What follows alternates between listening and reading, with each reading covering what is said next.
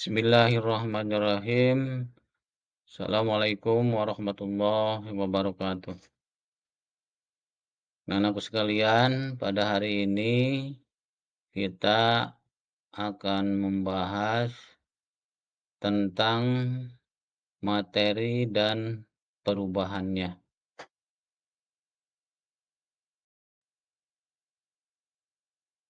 Yang pertama, definisi materi. Materi adalah segala sesuatu yang menempati ruang dan memiliki massa.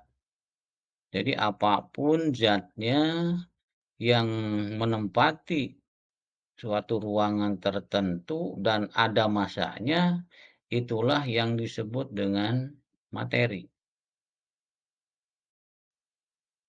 Wujud materi ada 3 macam. Yang pertama berwujud padat.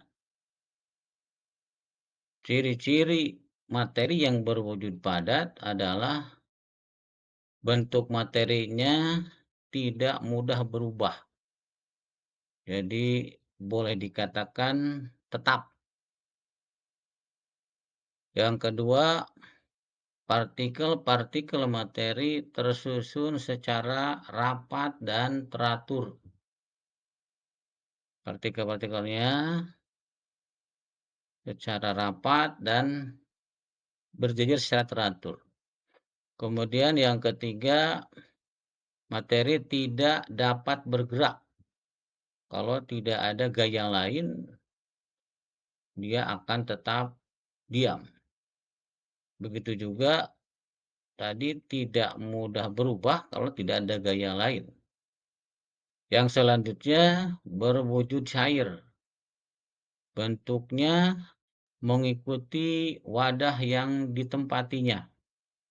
Misalnya air, kalau ditempatkan dalam tabung reaksi, berbentuk tabung reaksi. Begitu juga kalau air dimasukkan ke dalam ember, berbentuk ember. Jadi bentuk materi cair itu akan mengikuti dari wadah yang dipakai. Yang kedua, partikel-partikel materi terletak lebih berjauhan dibanding partikel-partikel padat. Jadi agak renggang partikel-partikel daripada benda cair. Yang ketiga, dapat bergerak mengalir. Mengalir dari yang permukaan tinggi ke yang lebih rendah. Yang ketiga, berwujud gas. Bentuk mengikuti ruangan yang ditempati. Jadi misalnya gas itu tidak kelihatan, tidak bisa dilihat, tercium. Misalnya masuk ke suatu ruangan, dia bentuknya mengikuti ruangan tersebut. Misalnya masuk ke satu ruangan kelas. Di situ ada gas karbon dioksida misalnya atau oksigen mengikuti ruangan itu. Kemudian kalau juga ada ruangan yang kecil, ya bentuknya mengikuti ruangan yang kecil tersebut. Misalnya gas LPG dimasukkan ke dalam tabung LPG mengikuti bentuk daripada tabung LPG tersebut. Dan yang kedua, partikel-partikel materi terletak secara berjauhan dan tidak teratur. Ini lebih jauh partikel-partikel materinya dan bentuknya tidak teratur. Yang ketiga, materinya dapat bergerak. Jadi dia bisa bergerak bebas kemanapun, terutama dari tekanan yang lebih tinggi kepada tekanan yang lebih rendah. Perubahan materi terbagi dua. Yang pertama perubahan fisika. Perubahan fisika adalah perubahan materi yang tidak mengakibatkan terbentuknya zat baru. Jadi, tidak dihasilkan zat baru, materinya masih itu. Cuma berubah wujudnya saja. Wujudnya misalnya dari cair menjadi padat, ataupun dari cair menjadi gas dan sebagainya. Kemudian perubahan bentuk, termasuk ciri perubahan materi, berubah bentuknya. Misalnya dari bentuk pohon, kayu menjadi meja. Kemudian pelarutan. Ciri-ciri perubahan fisika yang pertama, tidak terbentuk jenis zat baru. Jadi zatnya masih itu, tidak ada zat yang baru. Yang kedua, zat yang berubah dapat kembali ke bentuk semula. Misalnya saja air menjadi es, itu bisa kembali ke air lagi. Atau dari es mencair, kalau masukkan ke lemari es, ke freezer, bisa membentuk es lagi. Dia bisa kembali ke bentuk semula.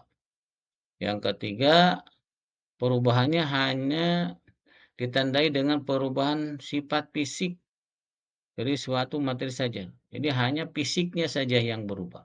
Struktur kimianya tidak berubah, hanya fisik. Yang selanjutnya, perubahan kimia. Perubahan kimia adalah perubahan materi yang mengakibatkan terbentuknya zat baru. Jadi dihasilkan zat baru yang berbeda dari zat sebelumnya. Diakibatkan bisa oleh pembakaran, peristiwa fotosintesis, perkaratan, atau fermentasi. Ciri-ciri perubahan kimia yang pertama adalah terjadi perubahan warna. Kalau warnanya berubah, tadinya misalnya warnanya putih, setelah bereaksi menjadi warna kekuning-kuningan atau warna lain, itu berarti merupakan satu pertanda ada perubahan kimia. Yang kedua, terjadi perubahan suhu. Tadinya dari suhu yang panas menjadi suhu yang dingin, ataupun sebaliknya, dari suhu dingin menjadi panas. Itu merupakan ciri-ciri perubahan kimia. Yang selanjutnya, terbentuk gas atau terbentuk gelembung. Jika suatu zat dilarutkan terbentuk gas atau terbentuk gelembung, berarti merupakan ciri perubahan kimia. Yang terakhir, terbentuk endapan.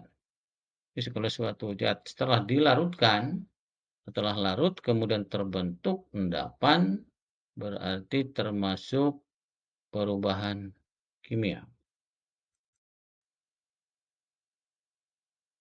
Terus saja yang dapat saya sampaikan pada kesempatan kali ini. Terima kasih atas segala perhatiannya. Wabillahi taufiq wal hidayah. Wassalamualaikum warahmatullahi wabarakatuh.